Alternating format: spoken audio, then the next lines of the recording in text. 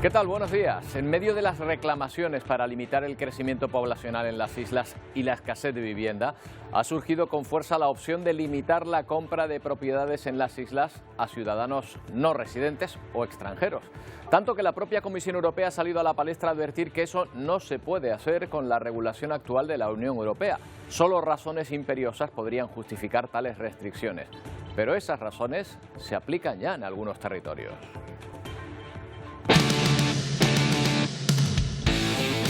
Territorios de la propia Unión Europea, pero con el importante matiz de que ya habían negociado esa excepción antes de su ingreso. Algunos lo han intentado después, pero la libre circulación de bienes y ciudadanos es un asunto que se toman muy en serio en la Unión Europea. El presidente Fernando Clavijo ha reconocido hoy en esta casa que no es fácil, pero que su gobierno no desiste en el intento. Uno de los asuntos del día. Fernando Clavijo ha hablado sobre este tema, la limitación de compra de viviendas a los no residentes. El gobierno quiere explorar esta posibilidad para, entre otros asuntos, mejorar el acceso a la vivienda. En 2023, de cada 10 viviendas que se vendieron en Canarias, 4 las compraron extranjeros, fundamentalmente británicos e italianos. La Unión Europea no lo ve con buenos ojos, pero hay precedentes. De hecho, ya hay 4 estados de la Unión que lo limitan porque así lo firmaron en sus tratados de adhesión. Finlandia exige un permiso de las autoridades para comprar una casa en las Islas Aland. En Malta hay que justificar la residencia en el país al menos 5 años. Igual ocurre en Dinamarca, donde los extranjeros solo pueden comprar propiedades como primera residencia o sede de un negocio. En Croacia lo que se limita es la compra de tierras agrícolas. A un mes de las elecciones europeas, el presidente de Canarias, Fernando Clavijo, cree necesario que los partidos incluyan esta limitación en sus programas electorales. Hay unas elecciones europeas el próximo 9 de junio.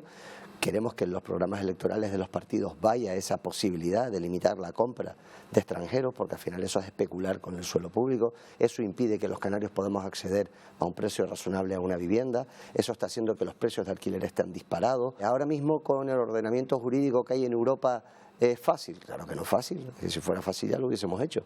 Pero por eso hemos encargado los estudios. Europa no lo va a poner fácil porque no se firmó esa limitación en el momento de la adhesión. Las cosas serán muy distintas entonces. La Comisión Europea remarca hoy su postura, pero no cierra la puerta del todo.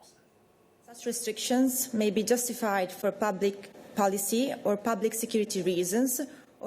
Ahí tienen a Francesca Dalboni, portavoz de la Comisión Europea, asegurando que las restricciones deben estar justificadas por el interés público o por razones de seguridad, tal y como recoge la jurisprudencia del Tribunal de Justicia de la Unión Europea. Además, esas restricciones deben ser proporcionales al objetivo y no pueden ser discriminatorias.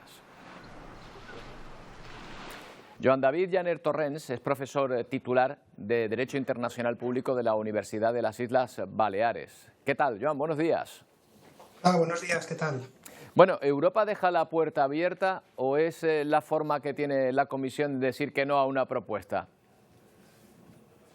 Lo que hace es poner ciertamente que cualquier restricción a la compra de inmuebles por parte de nacionales de otros Estados miembros de la Unión Europea, en principio resulta contrario a los tratados, particularmente a lo que es esencialmente la libre circulación de capitales, pero también a la libertad de establecimiento.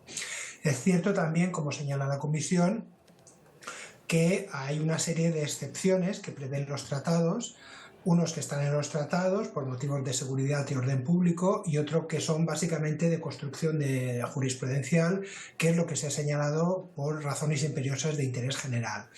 A partir de aquí, el Tribunal de Justicia de la Unión Europea ha ido perfilando lo que es el concepto de interés general y bueno, es cierto que no hay muchos casos que se hayan planteado en tema de restricciones de inmuebles al Tribunal, pero es cierto que el Tribunal ha afirmado que lo que puede ser la lucha contra la especulación y la función social de la propiedad permitirían que los estados, las autoridades nacionales, restrinjan esta libertad. Cierto es, como usted ha señalado, que las medidas deben ser proporcionales y en todo caso ha de haber de alguna manera una correlación entre la medida que se adopta y el objetivo que se persigue. Y yo creo que es ahí básicamente el problema que puede existir a la hora de que territorios como las Islas Canarias, pero también que ya lo ha planteado las Islas Baleares en el año 2022, se pueda llevar a cabo esta iniciativa. O sea que lo que oíamos, por ejemplo, ahora la portavoz de la Comisión hablando de interés público, de razones de seguridad, ¿el difícil acceso a la vivienda se entendería como un problema de interés público, por ejemplo? Yo creo que sí, y además teniendo en cuenta la nueva norma que tenemos en España, que es la ley de la vivienda, se incide mucho en el acceso a la vivienda, en la función que necesariamente tiene la vivienda en lo que es la vida de las personas, ¿no? Yo creo que sí. En todo caso, esto cuando se plantee será que el Tribunal de Justicia el que lo tenga que decidir. Yo creo que el problema es que la medida sea proporcional al objetivo que se persigue. Y lo digo porque en el caso de las Canarias y también en el caso de las Islas Baleares, las autoridades han puesto esta cuestión en la mesa, pero yo creo que tiene que haber realmente, para que esto sea viable en la Unión Europea, tiene que haber realmente un estudio real, numérico, sobre el impacto que tiene la compra de inmuebles por parte de nacionales de otros estados en el aumento del precio de la vivienda. Yo creo que no se puede decir que el precio de la vivienda en Canarias o en las Islas Baleares, que es un territorio que conozco más, se deba directamente a la compra por parte de extranjeros, que seguramente influye, pero hay muchos factores, ¿no? Entonces, cuando se adopta una medida restrictiva de este tipo, necesariamente tiene que haber informes claros, contrastados, de que como consecuencia de esta compra, diríamos, masiva por parte de nacionales de otros estados, se produce un aumento del precio de la vivienda. Y además, también para que esta medida yo creo que sea creíble, factible desde el punto de vista jurídico, esta medida tiene que formar parte de una política global de vivienda que las autoridades autonómicas hayan llevado a cabo. Por tanto, si no hay una auténtica políticas autonómicas reales, efectivas, que se hayan desplegado de manera real sobre el terreno en materia de vivienda, resulta difícil pensar que se pueda justificar que esta restricción sea la solución al problema. No sé si me estoy explicando. Entonces, esta medida tiene que ser de alguna manera el colofón de un conjunto de medidas en tema de vivienda que necesariamente han de haber tomado las autoridades locales para poder restringir. Y yo creo que ahí es donde está el punto débil de estas medidas que se puedan adoptar por parte de las autoridades autonómicas. Una última cuestión, Joan. Hemos visto algunas excepciones, pero que se firmaron en el Tratado de Adhesión. ¿Ha habido alguna limitación de este tipo para territorios después de haberse integrado en la Unión, que no figurase en el acuerdo de adhesión? No. Cualquier restricción a una libertad, como usted ha indicado, se debe incorporar a través del Tratado de Adhesión, que es lo que han hecho estos territorios que usted ha comentado, Dinamarca, Croacia, Malta o Finlandia para las Islas Åland, pero también otros territorios de Europa del Este que tuvieron un periodo transitorio de 5 años, sobre todo a lo que eran propiedades agrícolas. Me estoy refiriendo a Letonia, a Lituania, a Polonia. Pero esto se hizo en el momento de incorporarse.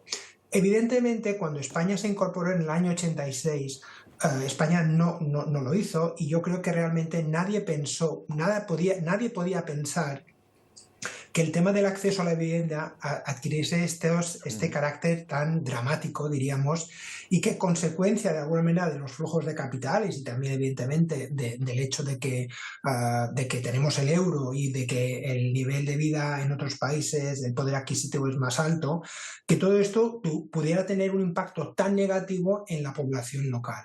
España no lo hizo. Entonces, ahora realmente replantear las relaciones porque no hay que olvidar que esto lo puede plantear Canarias, lo puede plantear las Islas Baleares, pero quien lo tendría que plantear realmente ante la Unión Europea es el Estado español, el Gobierno de España.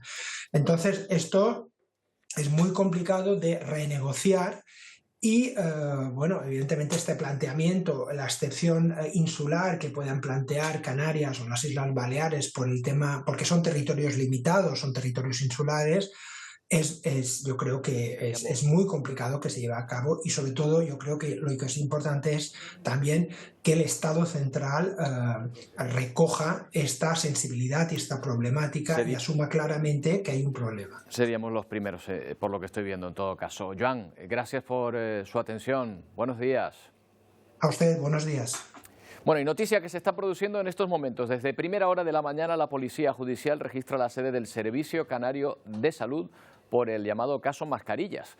Acatan una orden de la Fiscalía Europea que ha pedido que se recaben todos los archivos posibles del que fuera su director y también de la que fuera directora de Recursos Humanos. Allí está Isabel Baeza. Cuéntanos, Isabel, última hora.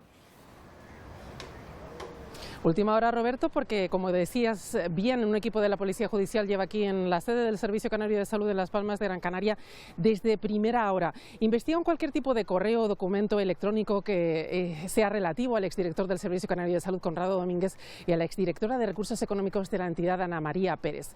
Este requiso, esta investigación, se encuentra dentro de la investigación que lleva a cabo la Fiscalía Europea en la trama del caso Mascarillas, concretamente en el contrato firmado entre el Servicio Canario de Salud y la empresa RR7 United relativo a la compra por parte de esa empresa de 1 millón de mascarillas que debería haber surtido a Canarias por valor de 4 millones de euros. Mascarillas que nunca llegaron al archipiélago. Hay que decir que este registro se produce hoy pero que se solicitó en el año 2022 por la Fiscalía Anticorrupción de Las Palmas, aunque posteriormente se elevó el caso a la Fiscalía Europea al demostrarse que estaban comprometidos fondos comunitarios dentro del caso. Hay que decir además que este registro se lleva a cabo tan solo unos días después de que compareciera en Madrid ante la sede de la Fiscalía Europea el exdirector del Servicio Canario de Salud.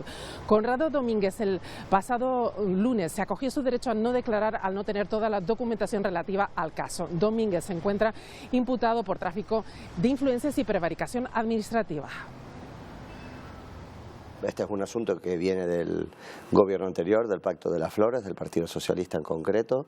Lo que nosotros estamos haciendo es colaborando con la justicia, como no puede ser de otra manera, y lo que desde un principio siempre hemos dicho, ¿no?, que se arroje luz sobre quiénes se llevaron el dinero. Estados Unidos sigue haciendo equilibrios para apoyar a Israel al mismo tiempo que intenta presionar a su aliado para que detenga la invasión terrestre sobre Rafah. El propio presidente estadounidense Joe Biden ha dicho esta pasada noche que Israel no ha cruzado todavía la línea roja, pero confirma que su país ha detenido parcialmente el suministro de armas a Israel. El motivo, dice Biden, es que esas armas se han utilizado para matar civiles. En el interior de la franja, mientras tanto, la situación es cada vez más insostenible. La UNRWA ha alertado de que no está entrando ningún tipo de ayuda humanitaria en Gaza. Israel asfixia Gaza, aunque ayer, bajo presión, el gobierno de Netanyahu reabrió el cruce de Kerem Shalom. Un ínfimo respiro que apenas duró unas horas, las suficientes para que el ejército israelí distribuyera estas imágenes. En ellas se aprecia cómo la ayuda humanitaria comienza a moverse hacia el interior de la franja. Pero el principal paso fronterizo, el de Rafah, por el que entraba prácticamente la totalidad de la ayuda, permanece cerrado. La ciudad que le da nombre vive bajo el asedio de las bombas, con ataques por aire y desde ayer por tierra. En este enclave sobreviven 1,5 millones de gazatíes que han vuelto a verse obligados a escapar al también castigado campamento de Al-Mawasi. Voy a lo desconocido, no sé qué me encontraré, cuenta este gazatí. Esta es la 4ª vez que nos mudamos, no sabemos a dónde iremos, relata este otro. Huyen de las bombas, la artillería y el hambre. Porque el bloqueo no solo les está dejando sin ayuda humanitaria, también les priva del tan ansiado combustible que permite la circulación de ambulancias y camiones, el funcionamiento de los equipos médicos, cocinar o potabilizar agua. Hasta hace unas semanas, el principal hospital de maternidad de la ciudad atendía casi la mitad de los nacimientos diarios de toda la franja de Gaza. Naciones Unidas ha informado que ya no admitirá más pacientes. Ya no hay hospitales, la gente muere en tiendas de campaña, dice este médico. Y las conversaciones para un alto el fuego no muestran avances. Bueno, sobre Palestina, según la televisión irlandesa, el próximo martes 21 podría ser la fecha barajada por varios estados europeos, entre ellos España, para reconocer el Estado palestino. El ministro de Exteriores no lo ha confirmado. Estamos hablando con varios de nuestros colegas europeos para analizar el mejor momento de hacer ese reconocimiento. Lo verdaderamente importante no es tanto el día exacto, sino la decisión, y la decisión está tomada. Y el ministro de Consumo, Pablo Bustinduy, ha agradecido a los movimientos universitarios su acción contra lo que ha calificado como genocidio por parte de Israel, y ha advertido a las empresas españolas en aquel país que eviten colaborar con el gobierno israelí. La embajada de este país en España ha reaccionado inmediatamente. Otro problema diplomático justo cuando acababa de cerrarse la polémica con el gobierno argentino. Este es el texto difundido por la Embajada de Israel en España, en el que acusan al ministro Pablo Bustinduy de alentar el antisemitismo con falsas acusaciones. No tengo la voluntad de alimentar o de ampliar ninguna polémica o ninguna controversia que pueda distraer el foco de lo realmente importante. Lo cierto es que la Embajada habla incluso de una campaña para demonizar a Israel impulsada, asegura, por algunos ministerios. Todos los actores institucionales, políticos, sociales, económicos también, hagan todo lo que esté en su mano para que podamos poner fin a este genocidio bárbaro que estamos contemplando. La carta de Bustinduy a las empresas españolas en Israel también ha levantado ampollas en el propio Ejecutivo. Una de las vicepresidentas se enteró así. Yo esta carta la he conocido por los medios de comunicación. Y explica Teresa Rivera que son otros ministerios los competentes. La implicación política del Gobierno corresponde al Ministerio de Asuntos Exteriores y a la presidencia del Gobierno. Creo que la relación con las empresas, la incidencia en el comercio corresponde al Ministerio de Economía. Pues Exteriores y Economía afirman no entender la carta y no haber tenido información previa sobre su envío, y la patronal empresarial en España la rechaza. Yo creo que las empresas, es así, tienen unos códigos éticos que están ahí, y creo que las empresas actúan con una ética impecable. En lo que sí coincide todo el Gobierno es en el pronto reconocimiento del Estado palestino. Vamos ahora hasta Ucrania, donde 3 niños han resultado heridos, 2 de ellos de carácter grave, tras el impacto de un misil ruso en una cancha donde jugaban en Kharkov. Rusia sigue manteniendo que no ataca objetivos civiles, pero reconoce haberse hecho con 2 aldeas más al este del país. 3 niños ucranianos fueron alcanzados por el misil que Rusia lanzó sobre Kharkov. Jugaban junto a más niños en esta cancha cerca de un colegio. 2 están heridos graves y un tercero de carácter leve, asegura Igor Terekov, el alcalde de Kharkov. El diario de guerra del bando ucraniano pasa por un ataque al sistema de artillería y de defensa aérea rusa. Los de Putin aseguran haberse hecho con el control de 2 aldeas más al este del país y siguen investigando, dicen, el ataque al gasoducto Nord Stream en septiembre de 2022. El sabotaje es un acto de terrorismo y crea un precedente grave, afecta a la seguridad energética mundial y requiere una respuesta internacional, dijo María Zaharova. Sin embargo, la única respuesta internacional que reciben es en contra. Este saludo entre el canciller alemán Olaf Scholz y el presidente finlandés Alexander Stubb escenifica una alianza de apoyo conjunto a Ucrania. China y Serbia refuerzan su alianza con la firma de un documento que incluye 6 puntos para estrechar relaciones. El presidente Xi Jinping, de gira en Europa, termina esta visita en Hungría. Serbia y China firman un acuerdo de libre comercio que convierte a Belgrado en un importante punto de apoyo para Pekín en el continente. El régimen chino invertirá más, financiará la investigación de jóvenes serbios y comprará más productos agrícolas al país europeo. A cambio, exportará, entre otras cosas, su tecnología. La venta de coches eléctricos chinos en Europa puede ser uno de los puntos fuertes de este acuerdo. El presidente chino aseguró que se abre un nuevo capítulo y que China y Serbia avanzarán juntos gracias a su relación basada en la confianza. Xi Jinping promete ayuda a Belgrado en la organización de la Expo 2027, donde participará una importante delegación china. La última parada de esta gira europea del presidente chino es Hungría, su pilar en el este y pieza central del sistema logístico. Con su homólogo Víctor Orbán buscará nuevos puntos de encuentro para fortalecer esa red comercial. De vuelta a España, la ministra de Trabajo había anunciado que el acuerdo para la reforma del subsidio por desempleo sería inminente, y así ha sido. Acuerdo quizá no sea la palabra exacta porque la patronal se ha descolgado y el texto lo han firmado solo gobierno y sindicatos. La principal novedad es que se va a permitir cobrar la ayuda al desempleo durante unos meses a la vez que el sueldo de un nuevo trabajo. Trabajo y sindicatos escenifican de nuevo su sintonía con la firma del nuevo subsidio por desempleo. Esto no es ninguna paguita, esto es un derecho al que tienen derecho las personas trabajadoras. Esta norma eleva la mayoría de cuantías y garantiza la compatibilidad con el empleo con un objetivo: alcanzar cuanto antes el pleno empleo. La prestación podrán solicitarla ahora más colectivos: las víctimas de violencia de género, los emigrantes retornados, los menores de 45 años sin hijos y los eventuales agrarios. También podrán cobrarla las personas que hayan cotizado menos de 6 meses. Son un instrumento temporal para que las personas que están en nuestro país en una situación de desempleo puedan acceder al empleo. A petición de los sindicatos, el subsidio será el mismo para los trabajadores a tiempo completo que para los trabajadores a tiempo parcial, en su mayoría mujeres. Es un paso decisivo para acabar con la discriminación de género y esta vez en el ámbito de la protección social. La patronal, en cambio, no ha apoyado esta reforma porque asegura no ha habido una verdadera negociación, sino solo un proceso de consulta para una nueva norma que da luz verde al desembolso del cuarto pago de los fondos europeos. Otra noticia que nos ha llamado mucho la atención: más de 6.000 personas mueren al año en España por culpa de las bacterias hospitalarias, es decir, por infecciones adquiridas mientras están ingresados en centros sanitarios. Esto supone 18 muertes al día, 4 veces más, por ejemplo, que en accidentes de tráfico. La Sociedad Europea de Microbiología y Enfermedades Infecciosas asegura que la resistencia a los antibióticos es parte del problema. Hablamos con Mireia Cantero Caballero, especialista en medicina preventiva en el Hospital Puerta de Hierro en Majadahonda y miembro de la Sociedad Española de Medicina Preventiva, Salud Pública y Gestión Sanitaria. ¿Qué tal, Mireia? Buenos días. Buenos días. Bueno, me llama mucho la atención la cifra, 18 muertos diarios en espacios donde se supone que debería haber la mayor esterilización. ¿A qué se debe esta paradoja?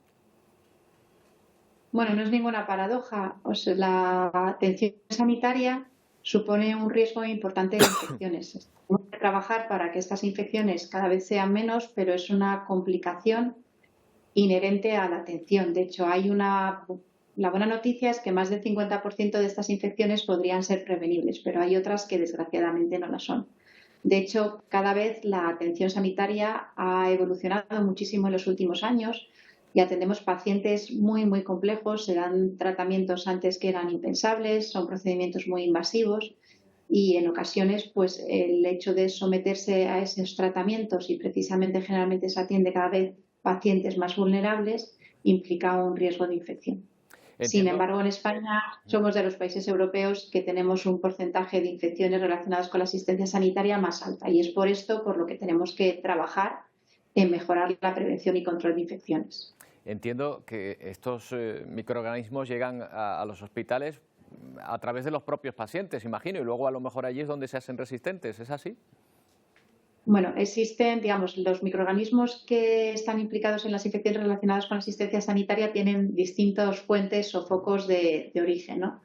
Fijaros, el principal foco de origen es el propio paciente. Nosotros en nuestra piel tenemos muchísimos microorganismos que conviven con nosotros día a día en nuestras mucosas, en la nariz, en la garganta, pero cuando uno entra en el hospital, pues generalmente entra porque tiene una enfermedad y el hecho de solo tener una enfermedad pues disminuye nuestra capacidad de lucha inmunológica contra esas bacterias, pero luego es que además muchas veces en el hospital se realizan procedimientos que lo que hacen es que rompen nuestra primera barrera de protección frente a las infecciones, como es la piel, por ejemplo, al poner un catéter venoso, un sondaje honorario, una intubación, una cirugía, un drenaje.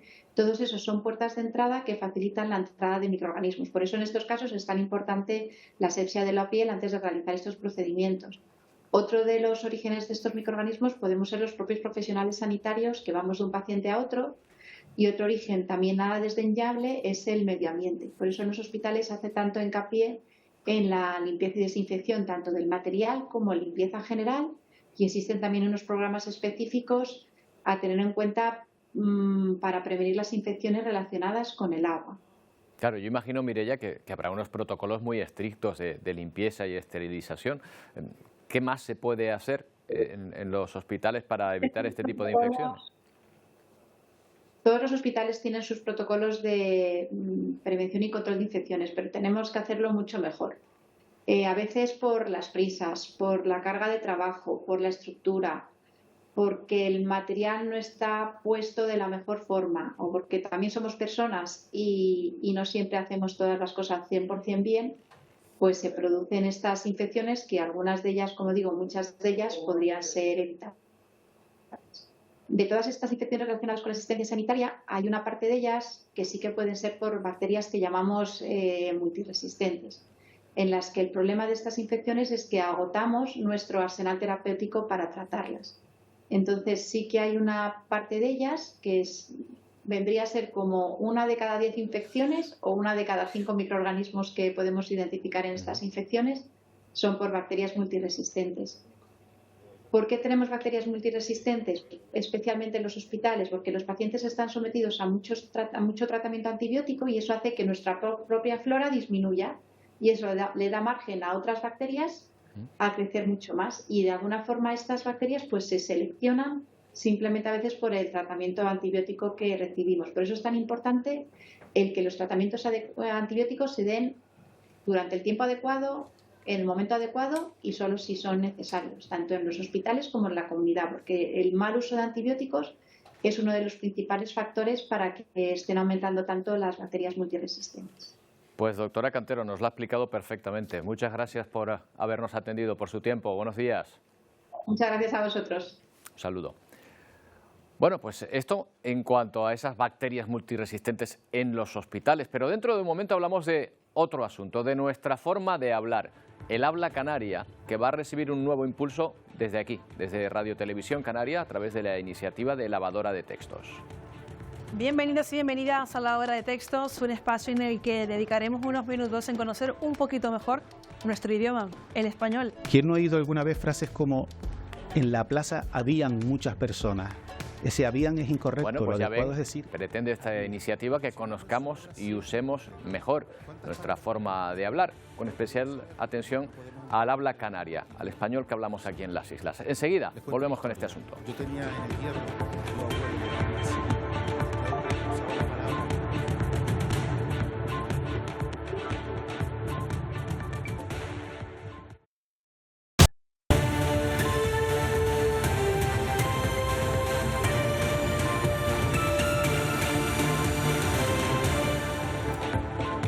Vamos con un nuevo espacio que estrena Televisión Canaria en breve. Se trata del espacio Lavadora de Textos, del que vamos a hablar en esta mañana. Escúchenlo. Por si no les había quedado claro, hoy lo vamos a repetir. La ortografía española es una de las mejores que existen en el mundo. Con nuestro código de escritura se le ponen las cosas muy fáciles a la persona que lee. Bueno, pues tanto ahí en ven, lo que tiene que ver pequeñas con píldoras para resolver dudas en el habla canaria, protagonista, por cierto, de varios de los capítulos, o simplemente de cuestiones gramaticales. Vamos a estrenar hoy aquí en exclusiva parte, lo estamos haciendo ya, parte de esos capítulos que van a ver repartidos en nuestra programación. Y el de control está en troll. El sistema que inventaron los expertos para indicar en la escritura cuál es la sílaba en la que recae el acento prosódico se basaba en un principio de economía. Bueno, aquí tienen cabida muchas dudas que a lo mejor se han planteado alguna vez o expresiones que creíamos correctas y no lo son.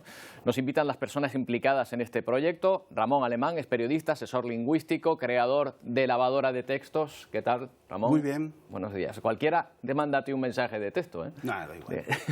Sin el corrector. Humberto Hernández, doctor en Filología Española, catedrático, presidente de la Academia Canaria de la Lengua. Humberto, ¿qué tal? Buenos días. Estupendo y encantado de estar aquí en un programa relacionado hablando con la lengua. De esto, ¿no?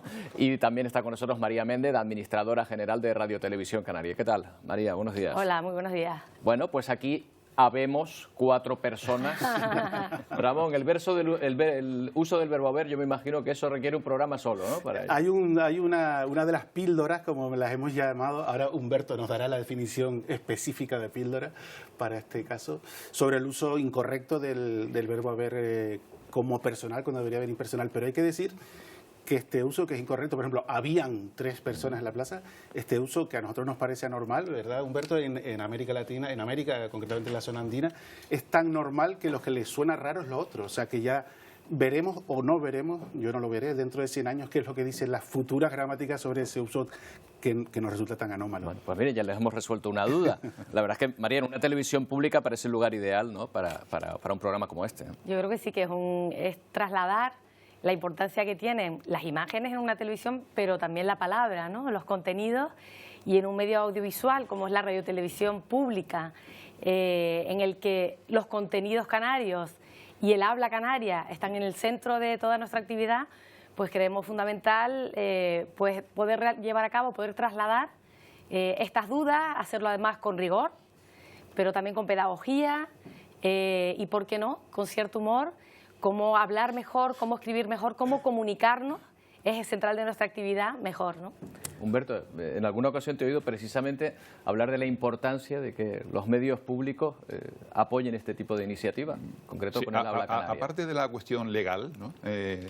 Legalmente, la propia Constitución ya en su artículo 3.3 dice que las modalidades dialectales deben ser objeto de especial protección y promoción. Nuestro Estatuto de Autonomía de Canarias dice que efectivamente los poderes públicos han de asumir la obligación de proteger, de fomentar, de estudiar nuestra modalidad lingüística, aparte de la ley que ustedes conocerán de Radio y Televisión Española de Canarias, ¿no?, que también promueve, es preceptivo que los medios públicos promuevan el uso de nuestra modalidad lingüística. Además es algo que, en fin, creo que es una obligación incluso ética, de ética lingüística, ¿no?, el que lo hagan así, porque tienen ustedes, como decía Roberto, una importancia enorme en la estandarización de una modalidad lingüística, ¿no? Más que nosotros, los académicos, más que los profesores, más que los medios de comunicación, lo que tienen la palabra en el uso de la lengua, para bien o para mal. Y además es un objeto de debate, al fin y al cabo, la lengua. Muchas veces en conversaciones privadas de café nos sorprendemos preguntándonos, oye, ¿esto está bien dicho? ¿O esto se dice así? ¿O esto se dice? ¿Hay verdadero interés o lo estamos perdiendo por hablar bien, Ramón? No, yo creo que ese interés sigue estando. Yo por lo menos lo percibo así, porque mucha gente me plantea dudas, ¿no? Oye, estamos aquí tomando una cerveza y tenemos una duda sobre esta palabra y tal. Sí que se mantiene, y porque además es algo que resulta interesante y que además genera mucho debate, porque también genera debate muchas veces porque la gente tiene conceptos erróneos sobre lo que es correcto, lo que es incorrecto, la palabra que existe o no existe. Antes hablábamos, ¿no?, fuera de estudio, todas las palabras existen, o sea, no es que el diccionario de la RAE no está, sí, pero no está porque no está registrada. Pero yo siempre pongo el ejemplo del verbo bisumear. Yo le digo a mi hermana, te acabo de bisumear 50 de los 50 euros que te debía. De la palabra visum, ¿no?, esa aplicación que hay en algunos bancos, ¿no? Entonces, ese verbo nunca va a estar en el diccionario, pero mi hermana y yo nos hemos entendido, ¿no? Entonces yo creo que sí que sigue habiendo interés en hablar, sigue habiendo interés, pero partiendo de una premisa a veces errónea, lo correcto, lo incorrecto. A veces es mejor decir lo adecuado, lo inadecuado. Además, lo que es correcto aquí a lo mejor no es correcto en Cuba, o no es normal en Cuba más que correcto, ¿no? Entonces, en cualquier caso, a mí me resulta apasionante. Y que a mí me escriban en WhatsApp preguntando, diciéndome eso, estoy en una cafetería con un amigo y me acaba de preguntar esto, a mí me resulta bueno, me alegra el día, digamos. Bueno, vamos a ver otra de estas píldoras, uno de estos programas. María, ¿cuándo se va a empezar a emitir? ¿Dónde los vamos a poder ver? Bueno, desde hoy podremos verlos, van a estar repartidos, digamos, en la parrilla, son pequeñas píldoras, esa palabra, digamos, nueva que hemos incorporado, pero que es una forma de hacer los contenidos más accesibles, más consumibles por parte de nuestra audiencia, o sea que van a estar en nuestra programación a partir de hoy y, digamos, durante, si no me equivoco, 39 semanas, ¿no? Pero yo creo que es un contenido que podremos ver y hasta repetir, porque todos tendremos siempre dudas. Como decía antes Ramón, que además es el director y conductor del programa, son dudas que tenemos a diario y además tenemos que promocionar el habla canaria, ¿no? No solo porque por ley es obligación nuestra, sino también por vocación, ¿no?, y por entusiasmo. Yo creo que contando anécdotas, también tuvimos una anécdota porque fuimos con la Radio Televisión Canaria pues, a un instituto en una isla y los jóvenes fueron protagonistas de hacer la tele, digamos, hacer un programa ese día, y cuando se sentaron delante de la cámara empezaron a hablar con vosotros y bueno, pues eso dio pie a que por parte de nuestros profesionales pues también se les diera una charla de no nos hace falta, nosotros tenemos nuestra forma de hablar que es tan correcta por lo menos igual de correcta. No hace falta que nosotros impostemos, también otra palabra, quizás otro neologismo, que impostemos, digamos, otra forma de hablar, es la nuestra, tenemos que estar orgullosos y ese es el papel también de la Radiotelevisión Canaria. Y luego lo vamos a hacer también con esa pantalla de la tele, pero en redes sociales también le vamos a dar una difusión enorme, porque, insisto, yo creo que es un contenido muy útil y que podremos consultar no solo en el momento que lo emitimos, sino en todo momento. Venga, pues vamos a estrenar parte de una de esas píldoras que van a poder ver a partir de ya aquí en Televisión Canaria. Todas las variedades y dialectos de una lengua son igualmente legítimos. Otra cosa es el uso que cada cual haga de esa forma particular de hablar, de esa variedad de ese dialecto. Y ahora lo vamos a ver con más detalle y en concreto con el canario. Antes que nada, debemos aclarar que en español no existe una manera magnífica de hablar, que sería, como todavía creen algunos, la de Castilla, y todo lo demás serían dialectos. En absoluto. En realidad, la forma de hablar de Castilla es también un dialecto, como lo son el canario, el andaluz y cualquier otra variedad. El canario es una manera de hablar que hemos heredado del andaluz, pues fueron muchos los andaluces que vinieron a Canarias tras la conquista y que tiene unas peculiaridades de las que nos debemos sentir tan orgullosos como un castellano se siente de las suyas. Esas peculiaridades son, en esencia, el ceseo, el uso del pronombre ustedes en lugar de vosotros y un léxico particular en el que podemos encontrar palabras no solo españolas, tanto de España como de América, sino otras provenientes del portugués y de las hablas guanches. Hay que decir, además, que el canario es una de las modalidades dialectales del español más y mejor estudiadas, como señala el presidente de la Academia Canaria de la Lengua, Humberto Hernández, en el Manual de Estilo de la Radiotelevisión Canaria. Otros lingüistas, como Luis Carlos Díaz Salgado, señalan que si por común entendemos aquello que es más general en el mundo hispano, el canario, por su cercanía con las variedades americanas, es el más común de los dialectos españoles, mientras que el castellano es una verdadera excepción.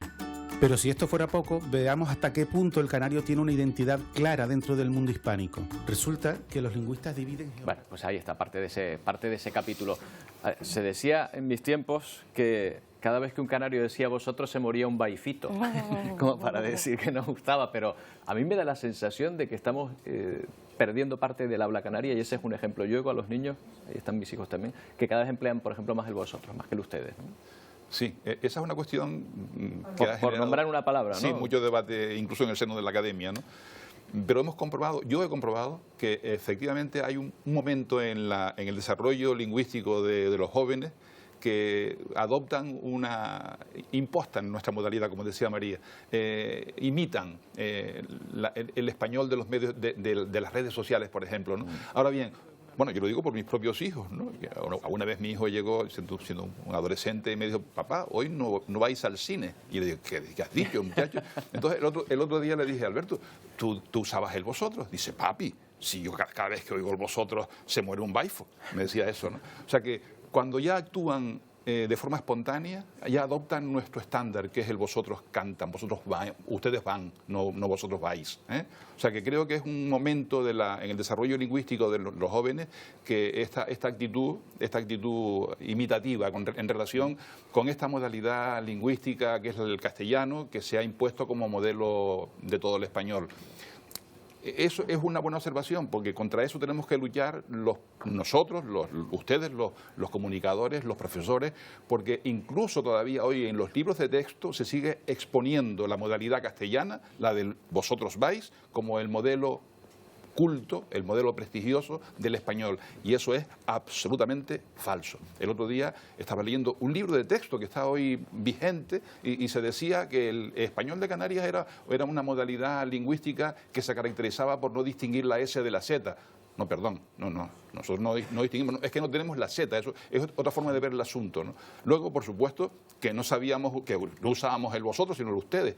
Y luego lo que más me llamó la atención es que decían que los canarios confundíamos la R con la L y decíamos, por favor.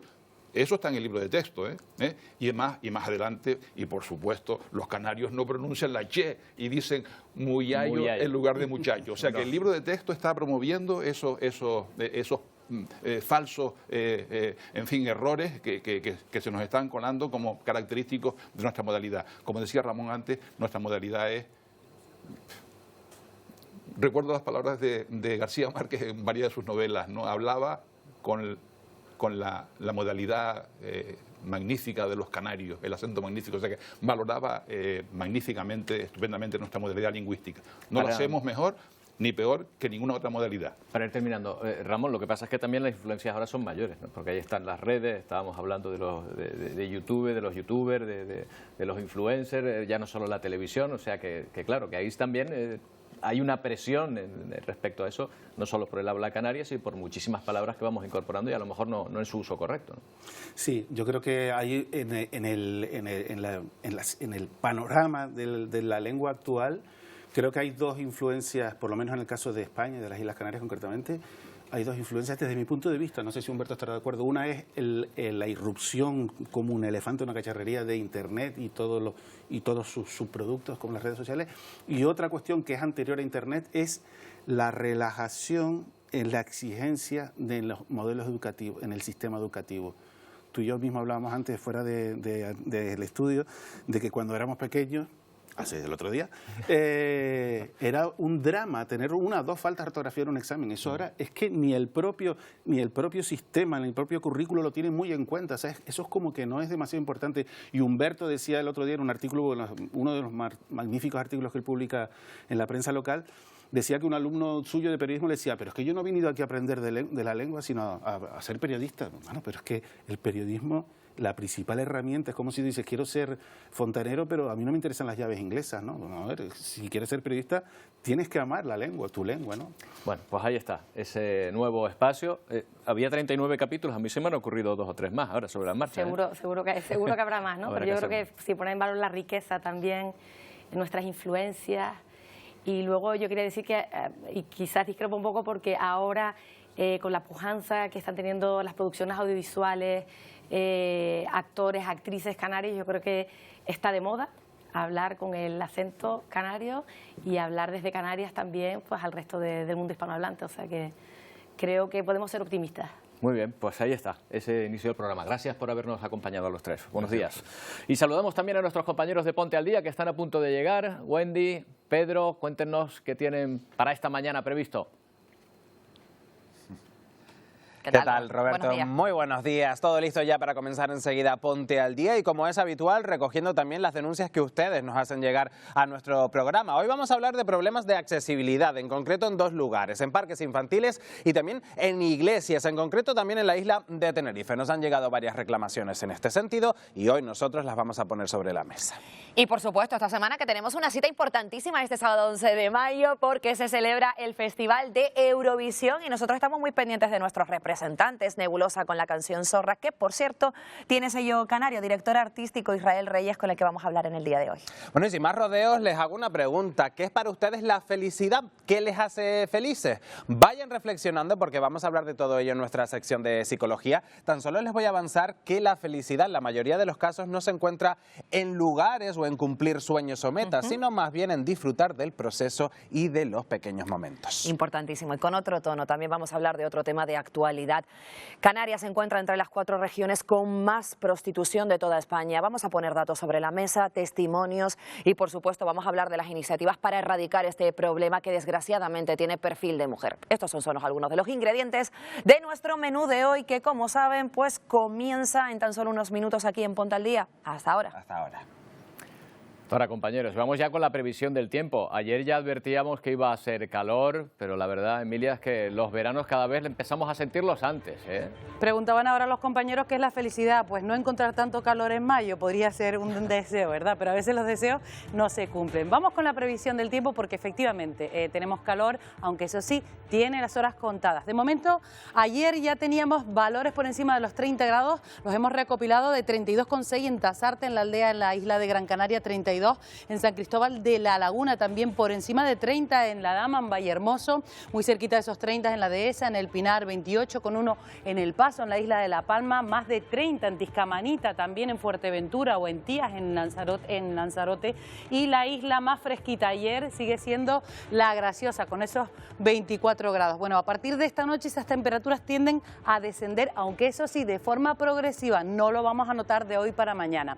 Vamos con la imagen de satélite, tenemos un sistema sistema frontal, la parte menos activa, porque la más activa ya se ha ido hacia el norte, nos sigue enviando nubosidad alta, lo hemos visto en las últimas horas. Ayer se podían captar imágenes espectaculares con esas nubes altas también en lo que se ponía el sol, y debajo de esas nubes altas, en la imagen de satélite del canal visible, podemos ver cómo también tenemos algún núcleo nuboso de tipo bajo. A primera y última hora es cuando se suelen ver por la condensación de la humedad en puntos del norte de la isla de Tenerife, del este de la isla de La Palma, norte de la isla de Gran Canaria, muy difuminados en la isla de Fuerteventura o de Lanzarote, con temperaturas que a esta hora ya llegan a los 27 grados, donde, por ejemplo, en el punto del interior o en la costa sureste de la isla de Tenerife, en el Rosario, también en el sur de Fuerteventura, en puntos del Hierro, 27 grados también a esta hora de la mañana, pero ya digo que eso va a ir progresivamente bajando, cambiando. ¿Qué va a pasar en las próximas horas? Bueno, de momento tenemos un anticiclón que se va a ir reforzando y lo tienen girando en el sentido de las agujas del reloj, va a enviar